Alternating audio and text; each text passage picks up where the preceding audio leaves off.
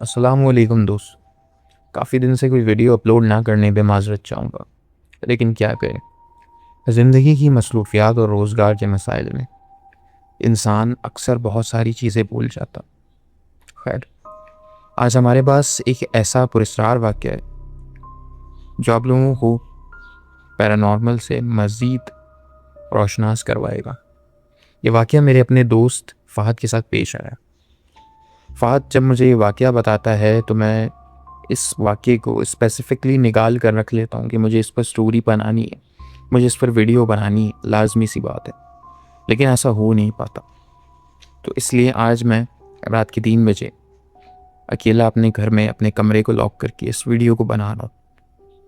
ये वीडियो 14 अगस्त की रात 3 बजे शूट हो रही है और मेरा आपको मशवरा है, इस वीडियो में आगे जाने से पहले आयतुल कुर्सी पढ़कर अपने ऊपर दम कर लें, क्योंकि बहुत से लोगों को हॉरर स्टोरीज़ अंधेरा करके सुनने का बहुत शौक़ होता है और यही वो अंधेरा होता है जिसमें से ये पुरस्कार मखलूक छुप कर तेज़ नज़रों से हमें देख रही होती।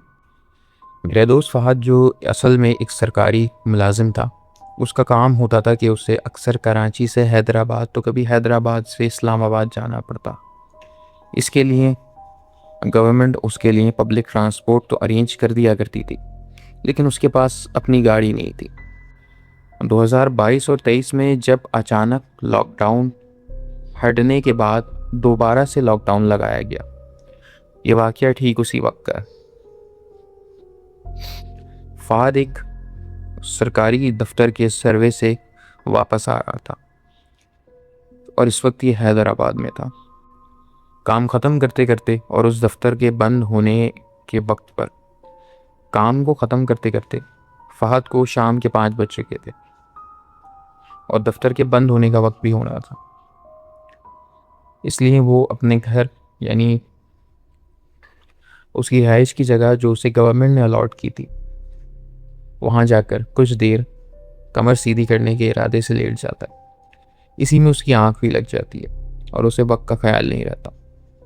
उसकी आंख खुलती है तो रात का 1 बज रहा होता है और ये वो दिन था जब अचानक से रातों रात लॉकडाउन दोबारा अप्लाई कर दिया गया था, ख़ास तौर पे इस्लामाबाद और हैदराबाद के अतराफ़ में।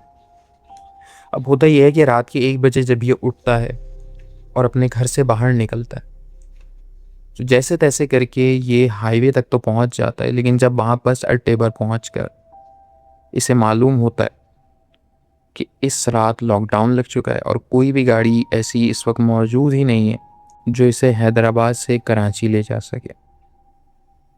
मायूस होकर वो अपने घर वापस जाने लगता है, लेकिन घर वापस जाने के लिए भी पब्लिक ट्रांसपोर्ट की ज़रूरत होती, जो इस वक्त उसे मैसर ही नहीं हो रहा था। उसने काफ़ी इंतज़ार किया, लेकिन बस स्टैंड पर कोई ऐसी गाड़ी नहीं आई जिसमें बैठ के वो वापस हैदराबाद के अंदरून शहर की तरफ जा सके। उसने वैसे ही हाईवे के अतराफ में पैदल चलना शुरू कर दिया। पैदल चलते चलते एक पॉइंट आया जब एक हाईएस वाला उसके करीब आकर रुकता है। रुकने के बाद खिड़की से अपना मुंह निकाला और छूटते ही फ़हद से पूछा, तुम कराची जा रहे हो? फ़हद पहले तो हैरान हुआ, लेकिन उसके बाद उसने कहा कि हाँ भाई, मैं कराची जा रहा हूँ। हाईएस वाले ने कहा, ओ बैठ जाओ। फ़हद जो इस इरादे से कि एक नॉन हैदराबाद में गुजारना पड़ेगा, ये सोच के घर वापस पैदल जा रहा था, उसके जहन में खुशी की एक लहर दौड़ गई कि अब उसे कम से कम उस सर्वेंट क्वार्टर के बजाय अपने घर में तो सोने को मिलेगा।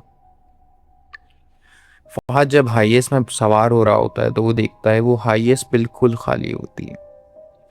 खाली होने के साथ साथ जब उसकी नज़र पिछली सीट पर जाती है तो वहाँ एक बूढ़ा शख्स बैठा होता है। उसका दिल तो बहुत किया कि बस ड्राइवर से पूछे, हाईएस के ड्राइवर से पूछे कि भाई तुम ये खाली हाईएस लिए एक बुजुर्ग पीछे बिठाए कहाँ जा रहे? लेकिन क्योंकि इस रात उस ड्राइवर का मूड थोड़ा सा भी ख़राब होता, तो फहद को वहाँ दूसरी कोई सवारी मिलनी नहीं थी, इसलिए वो चुप रहा। शायद उसकी इसी खामोशी की वजह से आगे उसके साथ कुछ ऐसा हो गया जो कि नहीं होना चाहिए था।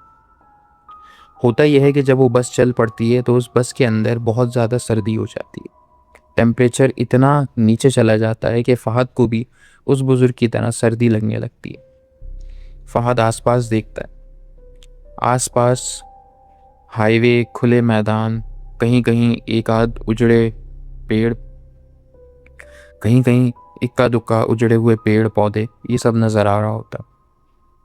उसकी समझ में आ जाता है कि अभी कराची बहुत दूर है। अब वो अपने बैग से पानी की बोतल निकालता है, पानी पीता है। पानी पीने के बाद बोतल वापस रख रहा होता है कि पीछे से एक आवाज़ आती है, मुझे भी पानी पिलाओ। फ़हद पीछे देखता है, लेकिन वो बुज़ुर्ग वैसे ही बैठे नीचे की तरफ देख रहे होते हैं। वो ड्राइवर से पूछता है, तुमने पानी मांगा है? लेकिन ड्राइवर मना कर देता। थोड़ी देर बाद फिर एक आवाज़ आती है, प्यास लगी। इस बार वो अपनी सीट से खड़ा होता है, उन बुज़ुर्ग के पास जाता है, उनसे पूछता है, आपने पानी मांगा है? बुज़ुर्ग ऐसे ही नीचे देखते हुए जवाब देते हैं, हाँ बेटा, मैंने पानी मांगा है। वो अपने बैग से बोतल वापस निकालता है, खोलकर उनके सामने करता है। अब ये सब बिल्कुल नॉर्मल था, लेकिन उसके बाद अचानक से जैसे ही बुज़ुर्ग अपनी शॉल में से अपना हाथ निकालते हैं, फ़हद के पैरों के नीचे ज़मीन निकल जाती है। उन बुज़ुर्ग के हाथ पर ना खाल थी, ना गोश्त था। वो हाथ सिर्फ हड्डियों का स्केलेटन का एक ढांचा था। फ़हद के हाथ से पानी की बोतल छूट कर वही गिर जाती है और वो चिल्लाता हुआ ड्राइवर की तरफ भाग कर जाता है। हाईएस्ट में ड्राइवर की तरफ भागता हुआ जाता है और ड्राइवर से कहता है, गाड़ी रोको। गाड़ी रुक जाती है तो फ़हद फ़ौरन हाईएस्ट से उतरता है और उस ड्राइवर को बातें सुनाने लगता है कि ये तुम क्या पीछे बैठा कर ले जा रहे हो? तुम मेरे साथ कोई मजाक कर रहे हो? क्या मजाक है ये? किस? लेकिन उस वक्त ड्राइवर जो बात कहता है वो फ़हद के खौफ में मज़ीद इजाफा कर देती है। वो ड्राइवर पहले तो हैरान होकर फ़हद की शक्ल देखता है, उसके बाद फ़हद से कहता है, तुम पागल हो गए? गाड़ी में तुम्हारे अलावा तो कोई था ही नहीं। मैंने तो तुम्हारे अलावा किसी सवारी को हाईवे से बिठाया ही नहीं, तो पीछे कौन बैठा होगा? अब ये बात सुनने के बाद फ़हद का दिमाग बिल्कुल काम करना बंद कर देता है। पहले तो वो बस ड्राइवर से बहस मुबाहिसा करने लगता है कि ऐसा नहीं है, अंदर बंदा मौजूद है, बंदा बैठा है। लेकिन ड्राइवर उसकी एक नहीं मानता और होता भी ऐसा ही है। जब वो दोनों मिल के मोबाइल की टॉर्चेस जला के जाके हाईएस्ट में देखते हैं तो उस सीट पर वाकई कोई मौजूद नहीं होता, बल्कि उस सीट पे क्या पूरी हाईएस्ट में कोई इंसान मौजूद नहीं होता। शायद वो फ़हद के दिमाग का वहम था, शायद वो थकान थी, वो क्या था मैं ये तो नहीं कह सकता। लेकिन इतना ज़रूर कह सकता हूँ कि फ़हद बुरी तरह काँप रहा था। उसको डर भी लग रहा था, उसको सर्दी भी लग रही थी, उसको समझ नहीं आ रहा था क्या किया जाए। पहले तो उसने कहा कि मैं इस हाईएस्ट में नहीं बैठूंगा। ड्राइवर ने दो टोक बात की कि तुम्हें नहीं बैठना, नहीं किराया देना, ठीक है, जितने पैसे मेरे यहाँ के बनते हैं मुझे दो ताकि मैं आगे जाऊँ। तुम्हें इस बियाबान में, इस हाईवे पे ख्वार होने का शौक है, तुम ख्वार होते हो। उसकी बात सुन के फ़हद भी थोड़ी देर खामोश हो जाता है और चुपचाप दोबारा से हाईएस्ट में ड्राइवर के बराबर वाली सीट पर जाकर बैठ जाता। अब जब फ़हद ड्राइवर के बराबर वाली सीट पर जाकर दोबारा बैठता है तो उसके साथ एक अजीब तरह की चीज़ें होने लगती हैं। ड्राइवर तो चुपचाप अपनी गाड़ी चला रहा होता है, अपनी हाईएस्ट चला रहा होता है और अच्छा खासा सफ़र तय भी कर चुका होता है कराची से हैदराबाद का। लेकिन अब होता यह है कि उस बुज़ुर्ग की आवाज़ फ़हद को धीमी धीमी पीछे से आने लगती है और बार बार फ़हद के कान के पास ऐसा लगता है जैसे कोई सांस ले रहा है। फ़हद का खौफ मज़ीद बढ़ता जाता है।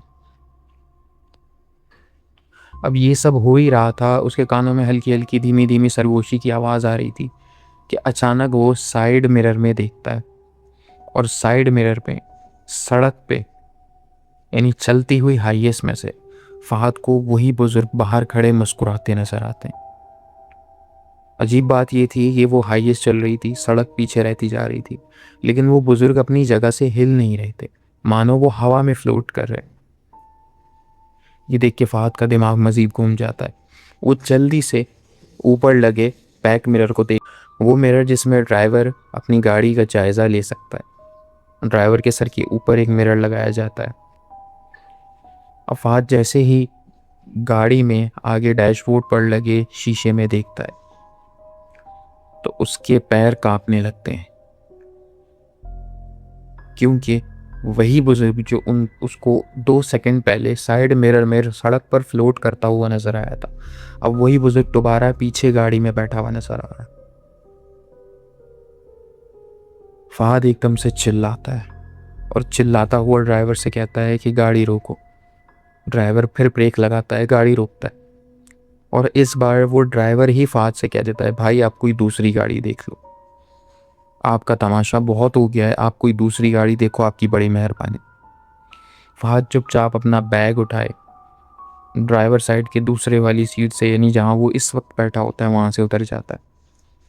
ड्राइवर हस्बे मामूल उससे किराया वसूल करके जहाँ तक भी उसने उसको छोड़ा था, और ये कहते हुए कि इसी सड़क पे सीधा चलते जाओ, बस स्टैंड मिल जाए, क्योंकि कहीं ना कहीं ड्राइवर को भी फिक्र थी कि ये आदमी या तो दिमागी बीमार है या इसके साथ वाकई कुछ ना कुछ हो रहा है, इसको कुछ नज़र आ रहा है।